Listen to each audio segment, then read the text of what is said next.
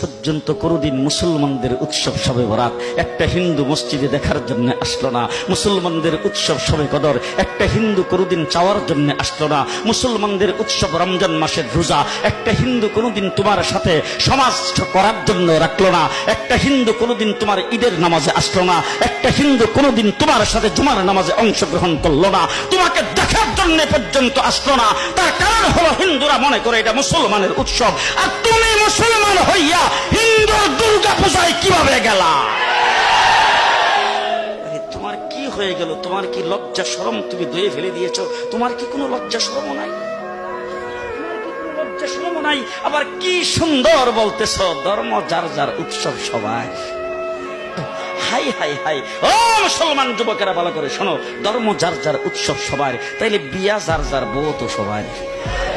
জি, বিয়ে যার যার বউ সবার, পুষ্কুনি যার যার মাস সবার, গাছ যার যার ফল সবার, ক্ষেত যার যার ফসল সবার, দোকান যার যার মাল সবার।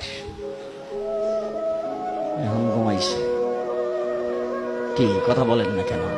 তাহলে আমার দোকানের মাল যদি আমার হয়, আমার ক্ষেতের ফসল যদি আমার হয়, আমার গাছের ফল যদি আমার হয়, আমার গাছের নারিকেল যদি আমার হয়, আমি বিয়ে করলে বউ যদি আমার হয়, মুসলমান আমার পুষ্কুনির মাস যদি আমার হয়, তাইলে ধর্ম যার উৎসব তার।